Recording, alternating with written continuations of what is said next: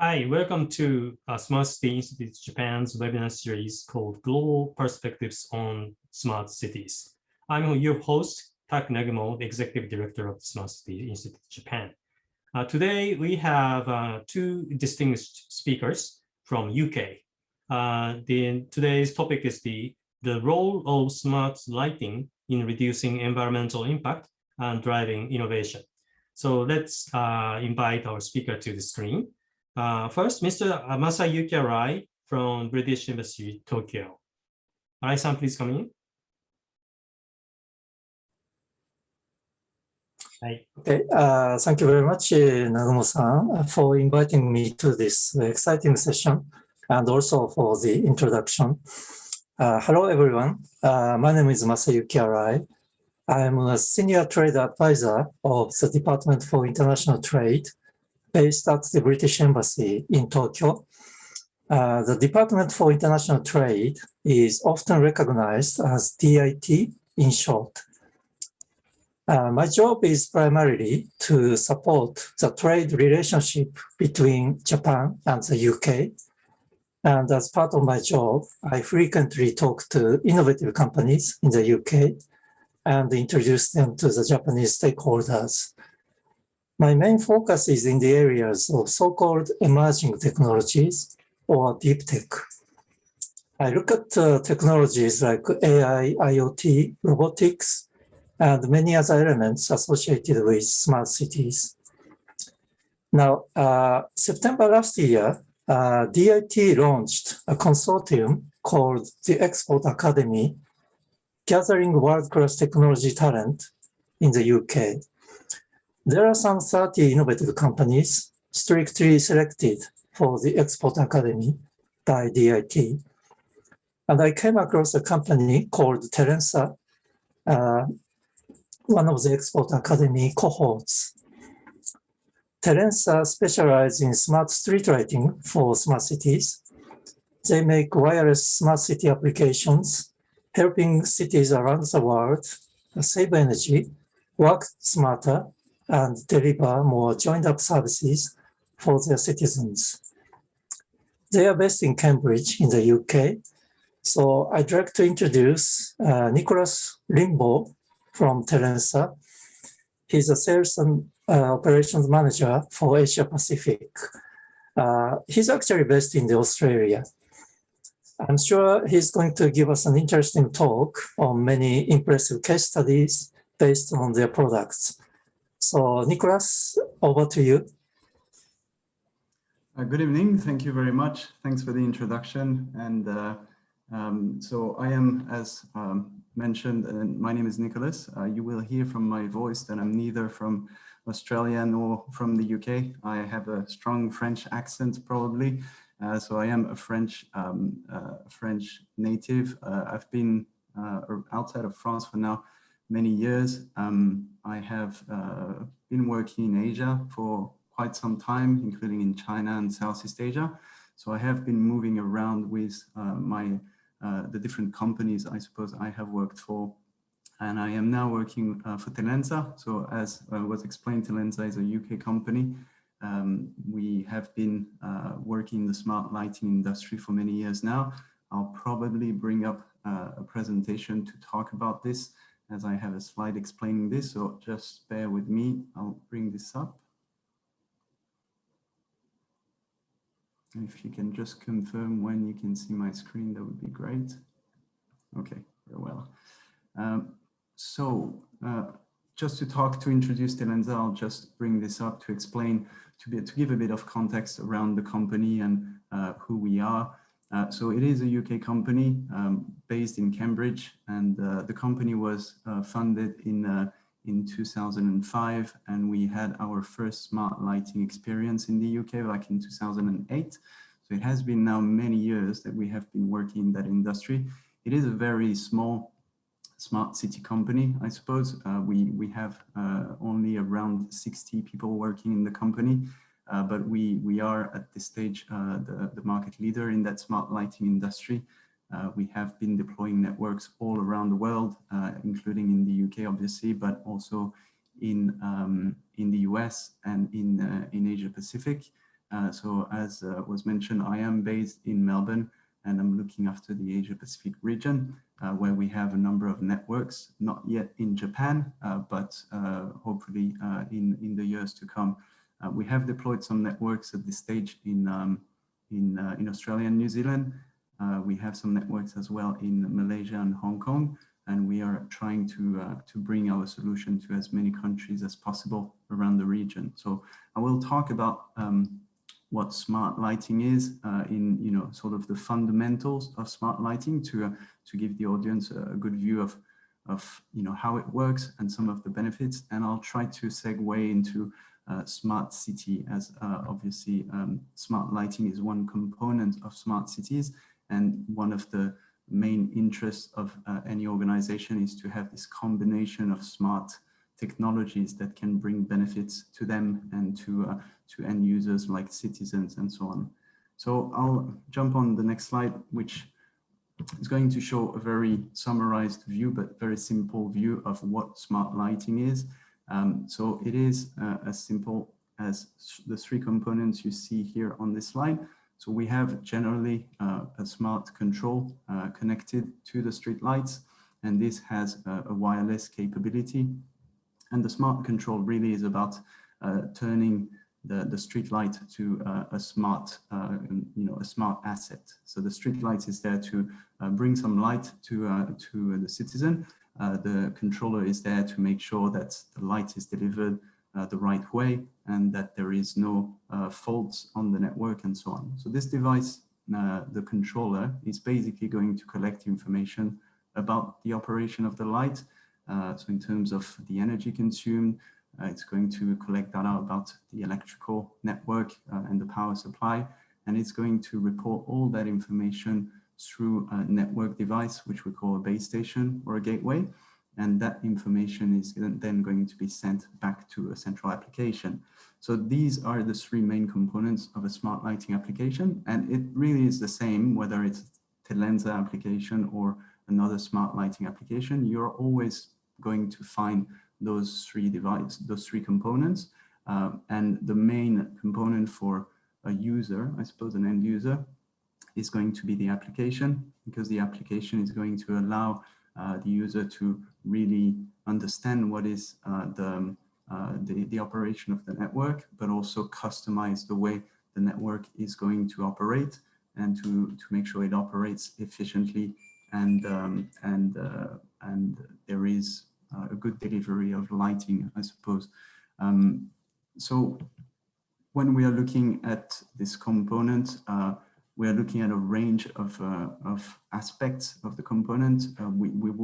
It's primarily something that is meant to optimize the operation of the lighting network. So we want to have something that is working independently. So there's a range of network aspects. For instance, when it comes to the device, that needs to be simple. So a good smart lighting application will be just about adding the component to the light and just letting it work on its own. So all those features you see here are an illustration of how a smart lighting network should work. So it needs to self-commission, it needs to automatically repair itself, but it also needs obviously to collect that information I was mentioning earlier to inform decisions for the user at the end of the day. So the second component, I don't know if this, trying to hide this, I'm not sure if that shows on your screen. Just bear with me, sorry. There it is, okay. When it comes to smart lighting technologies and to some extent smart city technologies, you will see probably those two words quite often, the kind of networks that can be used in smart city technologies, a star network and a mesh network. And the main difference between those two networks are that a star network means that devices are going to communicate directly with a base station. It's very similar to a cellular network, so what you have with your mobile phone. And this means that you have access to all the devices connected to the base station at any point. So it gives you an ability to communicate through the network fairly easily. Mesh network has a different approach. It's an approach where you have a smaller range around the access point, and you will have devices communicating together back to the access point or the mesh gateway. And this means that you will need more device. It might be more flexible in some urban environments, but you will typically need more device, and the communication is not direct, so you will have a higher latency. Both types of networks are relevant in different situations. Our technology is using a star topology network, but in some applications, typically in some very challenging urban environments, mesh approach might be more appropriate. So there are benefits to both. So what it looks like when you're looking at a smart lighting deployment. So you have your control devices. You're going to start and deploy base station devices. So what you can see here is an illustration of our application, and in that orange circle is one of the base stations that has been deployed on a network with one of our UK customers. What you see here is roughly an area of around 13 kilometers east to west. And that base station here has all those green devices, the green dots on the map connected to the base station. And we have all those other devices connected to other base stations, so those blue dots. And when we have a look at the full picture, this just gives you an understanding of the scale of a smart lighting network. So this one is around 18,000 devices connected on this one network, with 6 base stations deployed around the area to provide coverage. But what is interesting to see on those two illustrations is that when we look at this first base station, we can see that there are some lights connected across the area. So there is a really long range achieved with that one base station, with a higher concentration around it and near it, but we do have connectivity across the area.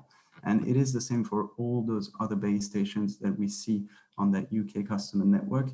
There is, there are some devices connecting from all across the area to each base station. And this is one of the things that is very important when looking at smart lighting and smart city networks, is to have that capacity in the network and that redundancy embedded during the design phase. So it's about making sure that there is some overlapping coverage in the network, so that if one of the device is going off, it is possible to continue to operate the lighting network efficiently and to provide a good service to the end users, which are the citizens. So redundancy is an important aspect of the smart lighting network. Now, once you have all of those components, so we have the controller, we have the base station, and we have the application. This is really when smart lighting is becoming is bringing all the benefits, I suppose. So with the smart lighting application, you have that sort of customization I was mentioning earlier. So you can see what data is collected, obviously, but you can also tweak the way the lighting network is going to work by creating some programs and customizing the way lights are going to switch on, the way they are going, at what time, or under what conditions they are going to switch on and switch off, but also if they are going to dim, at what level they are going to dim, at what time, and so on. So all of that becomes customizable, and that's what is really making this solution and a smart lighting solution. It's transforming a lighting network in a smart lighting network.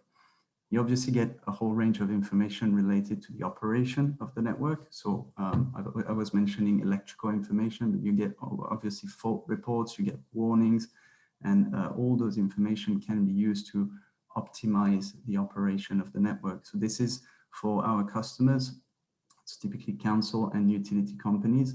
This is something that is really helpful because it helps them better manage their maintenance team, and at the end of the day, have a more efficient operation and reduce their overall cost. And any cost that is saved in this kind of project is really something that is going to benefit the citizens or the end users, because money that is saved on the operation or on the energy consumption can then be used to reinvest in the infrastructure. And we have some examples of customers, typically one in Australia, where they have started using a smart lighting application maybe 5 years ago. and all the benefits that they have created from using that has been reinvested in new lighting, so in upgrades in terms of lighting, in terms of infrastructure, public spaces, and so on. So there is a real benefit created by a smart lighting application, and that can be reinvested in the community. One of the things as well in a smart lighting network, and I think this is very valid for Japan, my understanding of Japan is that a wide range of the street lighting assets are managed by utility companies, and typically the scale of those networks is fairly large. So we're not talking about a few thousands of lights, we're probably talking about tens of thousands or hundreds of thousands of lights. And the scale of the network is going to grow as the smart lighting adoption is growing, and the application needs to have this component of scalability in its design so that it can cope with really large number of streetlights. And we have seen that to some extent in the UK, but also in the US, in some of the networks we have worked with. So we have at this stage, I think we're working with more than 100 customers, and we have about 400 cities that are serviced by our smart lighting solution. And the largest example that we have is the Georgia Power example. They have all up, I think, about 900,000 streetlights in the state of Georgia in the US, and they have made that decision several years back to start deploying a smart lighting network alongside LEDs. I believe they have converted around 500,000 streetlights to LEDs, and they have deployed 320,000 control devices on the lights. And what we have heard back from them is that since they have been using a smart lighting solution, what comes out of it is that the number of complaints that they receive from citizens and from the cities themselves reporting issues with streetlights have dropped significantly in the areas where the smart lighting system has been deployed. So there is, beyond the financial and environmental aspect of it, there is an obvious impact on the community and on the satisfaction of the community, which means that, you know, an organization managing streetlight is going to have a much higher customer satisfaction. And again, there is also some invisible benefits, I suppose, to it. When we talk about environment, we talk about energy, operations, but there is also a feeling of safety that can be achieved through a smart lighting network and through an optimization of a lighting network. It's about making sure the light is on, and that's the purpose of lighting. Now, this is just one more slide, just to give you a view of, you know, a real life example of a large scale deployment. This is the state of Georgia. So if I recall, this is something around 400 kilometers east to west, so on this screenshot, and about 500 kilometers north to south. So you can see this is a really large deployment, and it has an impact on a really large number of cities. I think it's probably in the vicinity of 200 cities covered by that single network. So the impact of smart lighting is really important in terms of energy consumption and community perception. So as promised, I want to bring this smart lighting discussion into something that is more around smart city. And I'm going to take an example of one of our customers in the UK. Again, so it is the city of Suffolk in the UK. So they have a wide range of assets that they are managing. It's a combination of residential streetlights, but also roadway and highway streetlights. And they have been using a smart lighting system for many years now. Now, one of the things that they have started looking into, I think last couple of years, is how they can leverage the smart lighting application to create more benefits by integrating this with other aspects of their operation. And one of the things they came up with, and we've worked on this with them, is that they have some traffic radar devices that are basically used to collect data about the what traffic is looking like on specific roads. And it's looking at the volume of traffic, the type of vehicles, potentially the speed of vehicles, a whole range of information that is specific, to a traffic radar. And this is collected by third-party applications for its own purpose. And that information is now used to influence the output of the streetlights. So the concept is fairly simple. We have some traffic radars installed on some roads, and in the smart lighting application, we are creating those groups. And you can see here, each road is basically color-coded with a color, and it's connected logically to a traffic radar. Now, when we highlight one of those roads here, we can see that it's the radar 11 here on the right-hand side. And what you see here in this small insert is the traffic data collected by one of the devices on this road. And what we can see here is that it's looking at the moving average over the last 15 minutes of the traffic data. And here it's the number of vehicles, and it's evolving over time. And as you can probably guess, this is the middle of the day. This is going into the evening and then through the night. And then it's, sort of picking up in the morning again and in the middle of the day. So we can see there is obviously a significant increase of traffic in the morning as people are going to work, and it decreases in the evening and is very low during the night. So this is the kind of information collected by cities, about their traffic. It can be, it could be something related to pedestrian activity in some sort of central area and so on, but this is an example. And what we can do with that information is that we can then connect it with the smart lighting system. So let me explain what we see here on this graph. This is representing the energy consumption of one of the lights on this road that we have highlighted. And it's looking at obviously historical consumption over many months. And we see that it changes with the season. So it increases during winter and then it drops during summer. And what we see here is that the orange curve is an indicator of what it would have been like if we had just kept going the way we were doing it. And this is obviously including existing dimming that the smart lighting system can do. But what we did instead is we worked with the customer to integrate with this traffic system so that we could basically specify the output of the lighting system based on the traffic. And by doing this, we reduced the energy consumption of the light and obviously of all the lights on the street to a much lower level, with only spikes coming up when traffic was increasing. So this is basically what we call traffic adaptive lighting. It's about saying we have now the ability to change the behavior of lights based on, through the smart lighting application, based on inputs that we can have from a various range of sensors. And in this case, the traffic sensor is indicating the volume of traffic on the road. And with specific thresholds defined in the application, we can say that when it drops under a certain level, we are going to drop the level of light. And when it increases, we are going to increase the level of output. And these are the spikes that you can see. It's when the traffic is increasing and the energy consumption is increasing as a result. So this is an example of a smart lighting and smart city integration. As I said, you could have a whole range of applications that integrate with the smart lighting application. You could have pedestrian sensing in an urban environment. You could have noise sensing. You could have some, there are some roads where you will have induction loops in the road that are existing traffic management system and traffic detection systems. And all of that data is already collected by cities and organizations.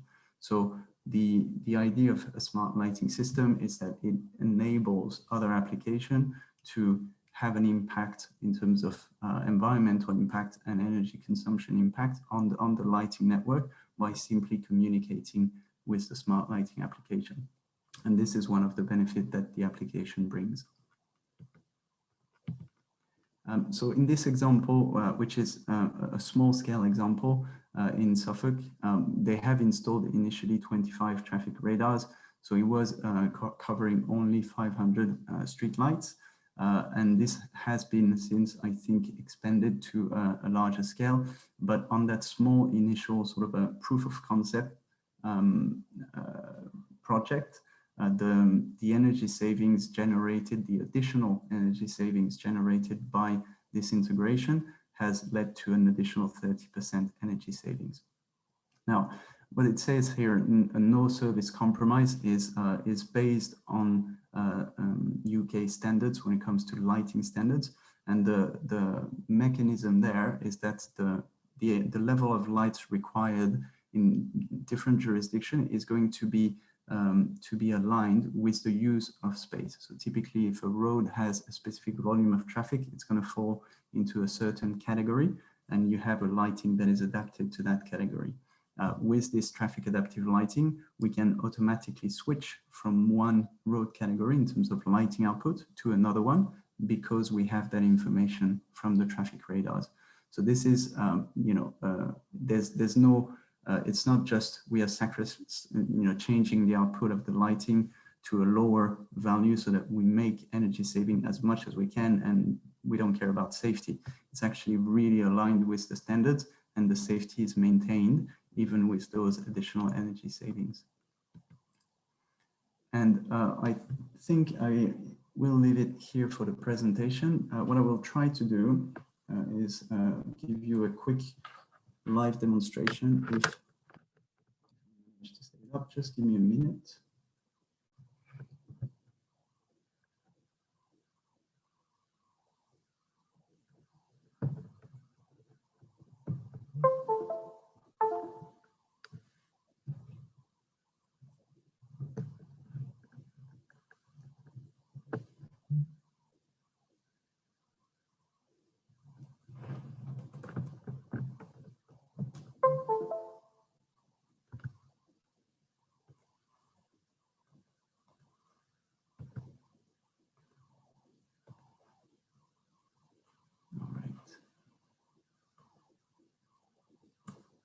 Apologies for the delay. I will share something else on the screen. Bear with me.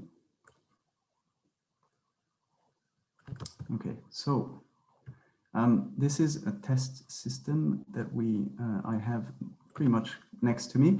And I have also this here, which is giving you a live video of the test environment that is next to me. So what I'm going to do, and this is really just to illustrate one of the purpose of lighting, of smart lighting as well, is that ability that you have to change smart lighting and the output of the lighting in a live fashion. So we have here, as you can see on the screen, we have 3 street lights that are connected with our device on top, and we have a base station that is installed just next to it. And we have in this test system a group set up for this with all the lights active. And what we can do here is we can just change the output of the light. At the moment, as you can see, they're all switched off.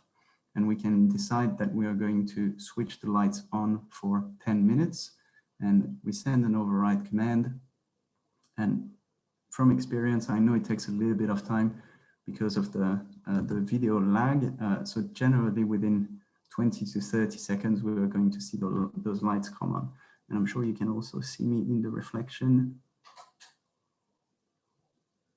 waving my hand, and there we go. So the lights are on. So this is an example of, just 3 lights coming on at the same time through an override command.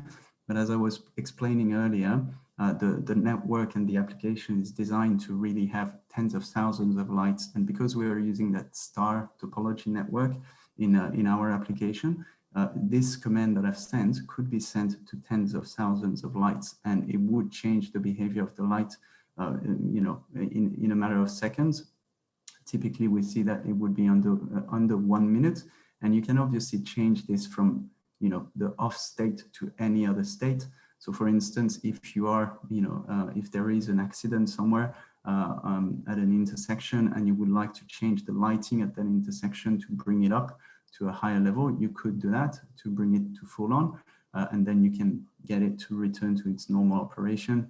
And this is just about sending back a message to the lights and saying, well, the emergency is done. You can now return to your normal operating program, and it's all well. And this is again going to take just a few seconds, generally about 20 to 30 seconds. So we'll just wait for the light to switch off. And once we are done with this, I will hand over back to our host.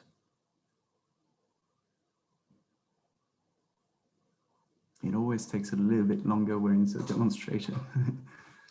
And there we are. So the lights are off and everything is back to normal. So this is just a quick demonstration of what the application can do in terms of override. Obviously, it is a very, like any smart lighting application, there is a wide range of features. So it's really, the sky's the limit once the application is there in terms of what can be done. And I'll hand over back to our host. Thank you very much. Yes, thank you, Nicolas. Thank you for the excellent presentation. It's interesting, particularly traffic adapting lighting. That's cool, actually, interesting. And I would like to welcome any comments or questions from the audiences through the chat boxes.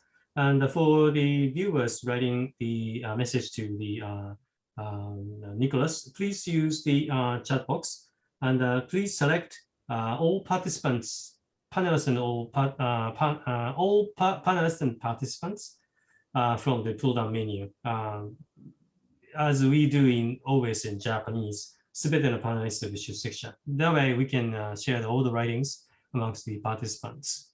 And while we are waiting for questions from the audiences, let's discuss a little bit about amongst three of us. So please join in, Rai-san too. So this product seems to be well fit to the smart cities. And just a question, is this all mainly targeted on the big cities or, smaller cities? Do you care about the size? That's question number one. Second is it looks like, particularly the traffic adapting lighting is suitable for freeway, not just, ordinary streets in the town, rather, freeway, there are lots of lightings lining up along the freeway. So it's a big market. So just give me some sense of where you're heading to. Right. So about the size, we have a range of customers of very different size. I think our smallest customer has a network of about 100 lights. So it can be used for any size of networks. The customer with a smaller network is one that is very focused on keeping the lights on. It is a hospital, and for them they have people moving around in the outdoor area, and they don't want people to trip. So typically you can find different purposes, I suppose, to smart lighting. It's not always a scale that brings economy and that makes the smart lighting network useful. You can really find your own application. So we have the largest network in the world, so it's 320,000. So you can see it's a scale from 60 or 100 lights to several hundreds of thousands. Now about your question about the traffic adaptive lighting. The example I was giving today is one example, and as I mentioned, really you could plug in pretty much anything that gives you information about activity. So you're right that it makes more sense on freeways for several reasons. The first reason is that freeways will have a larger area, so they basically have brighter lights that use more power. And having a system that is adapting the lighting output based on a higher wattage means that you will generate more energy savings. If you're looking at a residential area, the level of lighting is going to be lower. So having something that adapts to the use of space is going to probably generate less additional benefits. I think the direction we are going to is to open up our platform to as many applications and inputs as possible, so that it is not really our decision to say, well, you can do a traffic adaptive lighting, or you can do this and you can do that. We say, well, here is an interface for you to plug into, and if you have a sensor or an activity sensing a mechanism that allows you to say, well, I do think that now I can reduce the energy by reducing the output of the light based on that input. Well, it is, in our customer's hand to do so. So our objective, I suppose, is to make the platform as open as possible so that third-party applications and inputs can connect with our application and generate benefits for our customers, but also for the end users who are going to be, people walking under the light. Okay, thank you very much. Before moving on, could you stop sharing the image so our faces will be show up to everyone instead of a big Telensa logo? Yeah, I'm sorry, I cannot find controls anymore because I've removed them earlier and I don't know how to bring them back up. Can you stop me from sharing? Probably you press the escape button first. That way the screen will, now it's done. All right, thank you. All right, thank you for answering the question. Then the second question is somewhat related to the first question. So it looks like this is adaptable to any kinds of lighting needs, maybe ranging from the walkable city, not the vehicles, but people walking on the streets. And maybe, Melbourne, one example. So you don't really catch cars, but you can light the pedestrians on the street. Is that also the case? It is possible, yes. And this is a really interesting question to bring because it's something I was actually discussing with the city of Melbourne just yesterday. So the city of Melbourne, they have deployed, I think, 72 sensors around the city. The reason they have done this is because you may be familiar with this Aussie sport, the Aussie rules. So it's the footy, what they call here. And it's very popular in Australia. And when it's a game day, you have literally tens of thousands of people just walking around the city and moving around depending on where they're going, the restaurant and so on. And the city of Melbourne have decided to install pedestrian detection system. And it started about 10 years ago. And this is giving an indication of sort of a live information about the activity of pedestrian on the streets. So with a smart lighting system, it's possible to use that information to say, well, we do have obviously road lighting, but we have also lighting on the side of the street, and we're able to distinguish which is which. And if we have information about pedestrian, we could say only to the lights that are on the sidewalk to switch to a higher level because there is pedestrian activity, or to reduce to a lower level because the activity is lower. So it is basically any sensor that is able to determine the activity around an area is something that can be used for as an input to change and optimize the output of lighting. Interesting, thank you. And the next question is somewhat related to the safety and security measure. When the streets are dark, it could be a place of crimes, right? So intentionally the city can put the lights on the dangerous area zone to prevent any crimes to occur. And it's different from catching the traffic itself. Rather, it's more of the psychological safetyness, or just the safetyness of the citizens. That's the purpose. Is that also a part of the use of the product? Yes, so it's completely true. And I was mentioning during the presentation those lighting standards where you can shift from one category to another based on the traffic volume, for instance. Similarly, in the standards, you will have a concept of public safety and about a minimum level of lighting that you need to have when you have a combination of vehicles and pedestrian, or you have a higher crime location. Typically, standards will have something around that. So it's about reading into the standard enough so that you can say, well, that area is identified as a potential crime area. We do not want to have a dimming, even if the activity is lower. In general, in any smart lighting system, you will be able to categorize the lights to say, well, those ones are road lights, this is a pedestrian light. And you can also say on top of this, this is a pedestrian light that is in a highly sensitive area, and as such, we don't want it to be able to dim. So you can adapt that. You can adapt to the different conditions within the application. I see. Thank you very much. I was once talking to a person from the city of Barcelona, and the city of Barcelona was also adopted the street lights, smart street lights. And they had some experience, that some kind of negative experience to some degree in a residential area. In the residential area, usually it's very calm and, not so many traffic is there. But, all of a sudden, the vehicle is passing by, all the lights is on. Yes. It's a little bit annoying to the residents, right? And then once the car is off, gone, the light is off. Yeah. All of a sudden, I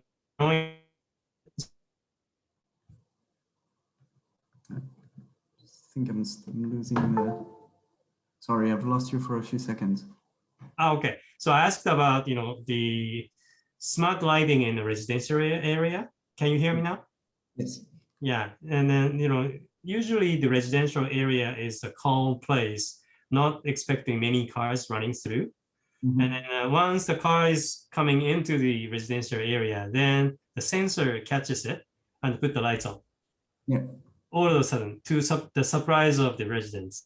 And once the car is gone, the lights off. So sudden on and off the lights may be annoying to the residents.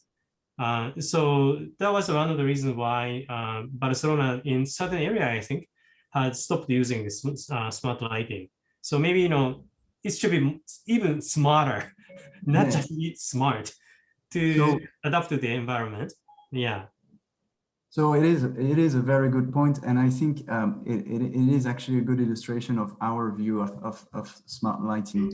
What you're describing is it's a smart light, but it's smart on its own. It has a motion sensor, and it's going to change the output of the lighting based on local information underneath the light. And it's also going to bring the light back up to a really bright level instead of having a slow fading in.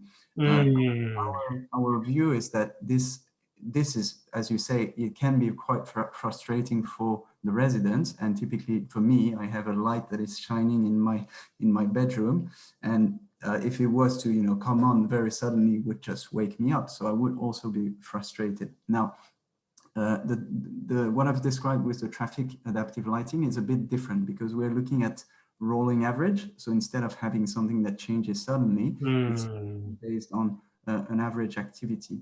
The second thing is that we have something in our system. It's called the fade period. And the fade period is defining how long it takes to go from one specific level to another one. So for instance, if there is an increase of traffic in a specific area and we need to increase the level of light, it's not going to be immediate. It's going to take maybe, we can set it up to take maybe 20 seconds. And if it does, there's no sudden change of lighting. And the same goes for when we are going down. We're not going down immediately, because that would actually create a safety issue on the road.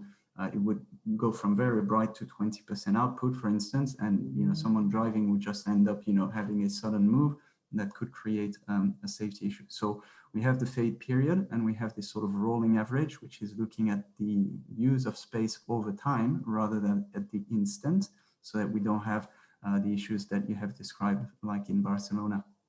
I see. Thank you very much. Good point. And next question is about the hacking or information security type of stuff. So maybe I'm too much obsessed by the movie like Batman or anything. Wrongdoers coming into the city to occupy, and they control the lightings of the city and then do the maldoing, for example. So you need to actually secure the control of the lighting systems, right? And then someone from the distance could control the lighting system, and for the different wrong purposes. That's kind of scary to the residents. How can you maintain the security, information security piece of that? Right. So this is a very detailed question. There's smart lighting applications will have different, obviously, mechanism. I suppose we will have the same foundation, which is that we have strong encryption. We have obviously each device is authenticated on the network, so we know that we have manufactured it. So there is some sort of prevents an unidentified device to connect to our network. So that's the first thing. We know all the devices connected to our network. Now on the other end, and about taking control of the application is something that could happen at the application level or at the network level. So obviously this is more of a sort of a company level security. So you have to follow certain standards in terms of your network, in terms of the password strengths, in terms of security policies, and all of that is is things that are defined in standards, and you can test by having some external company do what we call penetration test. And it's about taking an application and saying we're going to try to do everything we can to break it. And it's pretty much an industry standard that you would need to do this on a regular basis, and we conduct penetration tests on our system on a regular basis. It is something that cities need. They want to know that it has been tested and that it is secure.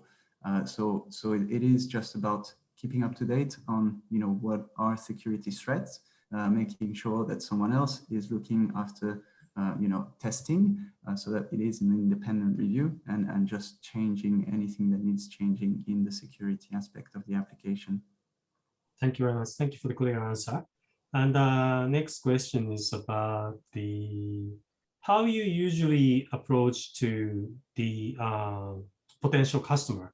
Let's say the customer could be certain departments of the city, municipality, right? Maybe, I don't know, social infrastructure department of the city council, for example, or private company delegated by the council for lighting business. What's a typical approach? Who is a targeted customer? Well, pretty much what you have described. We have some situation where we're going to work directly with the customer. So the city would be the contracting party, and we would work directly with them. We have some situations where we work through contractors. So they have obtained the maintenance contract, and we will work with them to provide the smart lighting system. And we have some other arrangements where we work with simply with reseller or distributors, and they sell the equipment to the customers, and the customer then have access to our services, so the support that comes with the application, and that is then a direct relationship. We have also another model where what we call a managed service provider, and this is a model under which we take a step back, I suppose. We let another company take ownership of the service side of things. So they sell equipment to their customers, they deploy the equipment, and they commission everything, and they also provide support. And we don't have direct access to the customer, we provide support to our partner. This is another model we see as well. So I suppose we are very flexible. If the question is about Telensa, we are very flexible in the way we do business. Okay, thank you very much. Now let's talk about the Japanese market then. So let's say Japanese cities are potential market for you, and then maybe you can find a local agency company. That's probably one of the ideas. The other way is to establish your own subsidiary by yourself, or joint venture entity with the Japanese local company and so forth. Or you can export the product simply to the whoever is buying the product in Japan. Well, what's the type of mode you are expecting? The first one. We expect that for the Japanese market, we think that the best way is probably to find a local partner for a range of reasons. The understanding of the local market, the culture. We recognize that the Japanese culture is very different, and having someone who understands the culture is really important. The language is an obvious barrier. Having the ability to provide some support directly to the customer in the language, in Japanese, I think is something that will be critical to Japanese organizations, and it's not something that we natively have as part of our existing structure. Now, if we have a market in Japan that is going to to open, to bloom, and to become like the UK market, it may very well justify having a local branch and having some staff employed locally that would provide service to our customers. But as an initial step, we would most likely find a local partner. Okay, thank you very much. And I have one question in the chat box, and it's a question directed to Arai-san. So please unmute your and I will ask you a question. So please answer, Arai-san. Okay. Thank you, Nagumo-san. Yeah, question is why I was attracted by Telensa technology. Right. I just, Telensa is very, very innovative company. It was recognized as one of the 30 most innovative companies in the UK as one of the Export Academy cohorts. So I just wanted to introduce Telensa to Japanese audience and ask Telensa to showcase their technologies to Japanese audience and see how they react. I was really interested in Japanese audience's reaction. That was the main reason. I see. So as a follow-up question, and probably the audience would like to know what the Export Academy is. Is that a kind of a startup accelerator program? What is Export Academy? So basically, yes. We are promoting export of UK companies to Japanese market. So we select specific UK companies and we support them to expand the exports from UK to Japan. Yeah, Export Academy is a kind of a consortium to support them. I see. Mm-hmm. All right. So there's nothing to do with the like universities or research institute. Academy sounded like academia consortium. Yeah, I think UK government enjoys naming that kind of. So yeah, sometimes they call a group of UK companies with specific names. Yeah, like to call like a very unique, pronoun. So I think it's kind of a UK government's characteristic behavior. I see. All right. One of the other aspects of this is that when UK companies are trying to export to other markets, they actually need to learn about the markets. And I was mentioning the Japanese culture earlier. So it's learning about the local culture, but also learning about the export constraints, the regulation. So there is what was said just now. There is a lot of support provided through this, and a lot of knowledge acquired. So that I think that links to the university or academy word. Okay, thank you very much. All right. So if a Japanese entity, say a municipality or a potential partner, would like to contact you, Nicholas, what's the best way to contact you? Is that direct contact welcomed, or should that be through embassy? I'm happy with both. You can either way, to be honest. I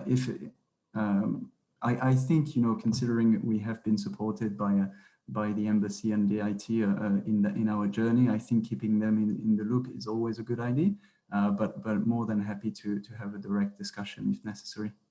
Okay, thank you very much. What we're gonna do is that we are compiling all of the presenter of the webinars into a chaos map, the map of the, the companies presented at our webinar, and distribute that to our the member cities and member companies.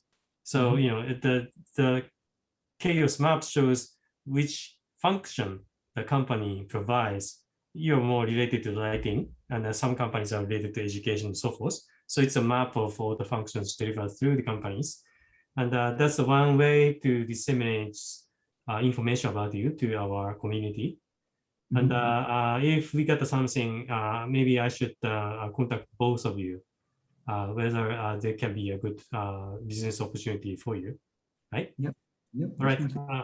I think we cleared all the questions, and if there's no other questions, we'd like to move on to the conclusion. And as a concluding remark, I would like to welcome a few words from both of you, maybe starting from Arai-san, then to Nicolas, and conclude this webinar. So could you ask Mr. Arai for the final remark? Thank you, Nagumo-san. Again, thank you very much for organizing this session. It was really, really great session. On a daily basis, I talk to UK companies, and there are many, many UK companies interested in Japanese market. And when I mention Smart City Institute Japan, they are always interested in what Smart City Institute Japan does, and they are interested in giving a talk at webinars. At the moment, I have several UK companies already hoping to give a talk, like Telensa. So I think today's Telensa's talk was really impressive, and I'm sure Japanese audience have many questions to ask. They can reach out to Nicolas later and ask questions. I'd like to ask Nagumo-san and the Smart City Institute Japan's officials to let UK companies join this kind of activities more over the coming months and years. Again, thank you very much for today. Thank you very much. Nicolas, your turn. I think I would like also to thank you for organizing this event and letting us participate. It's been a pleasure to give this brief introduction into smart lighting. So thanks to the audience as well for attending and listening to the presentation. More than happy, obviously, to take some questions offline. I suppose from our perspective, Telensa, we've been looking at the Japanese market, for quite a while over the years. And we are starting to see that smart cities becoming, front of mind in Japan. That there are growing opportunities in smart city, and cities are trying to I suppose bring better service in general to their citizens through the use of technology. So we are very excited at the idea that we will be able to be part of this journey, and we obviously welcome conversation around smart lighting. To address the needs of Japanese organizations. So again, thanks a lot, and looking forward to having discussions. Thank you very much. So maybe as a next round, let's organize the so-called online salon, which we offer to our members. So where the interested parties will come together. So you will be invited, and your potential counterparty will be invited, selected and invited. So more intimate discussion will take place online basis. And then it's kind of matching opportunities for both sides. And we are more than happy to organize that for the UK companies, including Telensa. And actually, we got one comments at the last of this moment.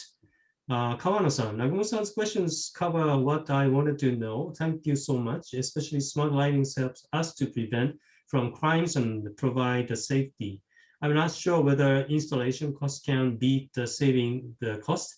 However, I hope the government should have the strong interest to set up smart lights for the area with high crime ratio. So it was a bingo question. All right, that concludes our webinar today. Thank you very much for attending, Nicolas and Arai-san. Thank you very much. Thank you very much, Nagumo-san. Thank And you. all the audience. Thank you very much. All right, Kudo-san, your turn. Yes, so thank you very much, Arai-san and Nicolas-san, for the inspiring presentation. So, and also for the audiences, thank you very much. And let me just quickly go through.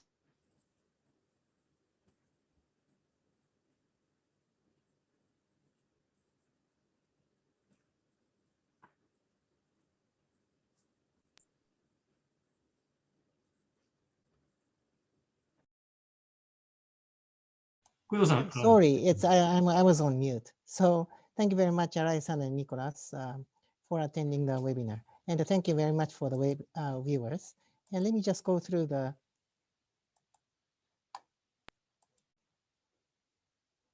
Yes, I would just go through like this. So programs for the Smart City Institute of Japan webinar, and thank you for viewing today.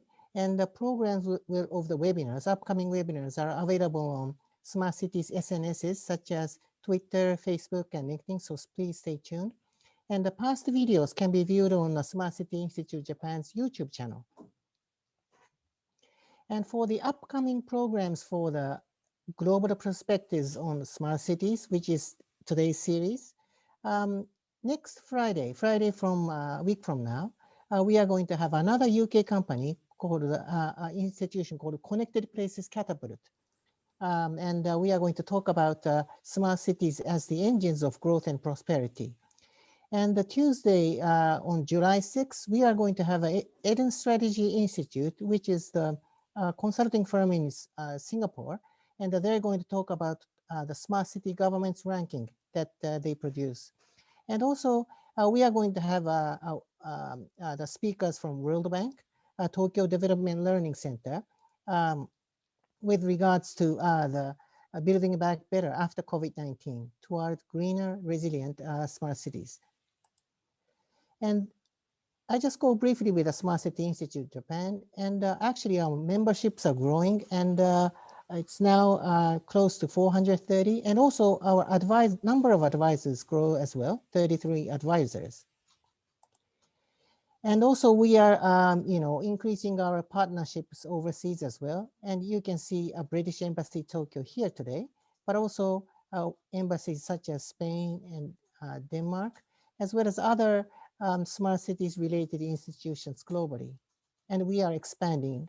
And for those who are not joined our membership yet, especially the supporting members, the local governments, universities, research institutes, and nonprofit organizations, please join us if you are not joining yet. And please contact us so that we can send you the application form. So again, thank you very much for staying with us, and see you Friday, as we have an upcoming webinar on Friday. Thank you very much. Thank you very much.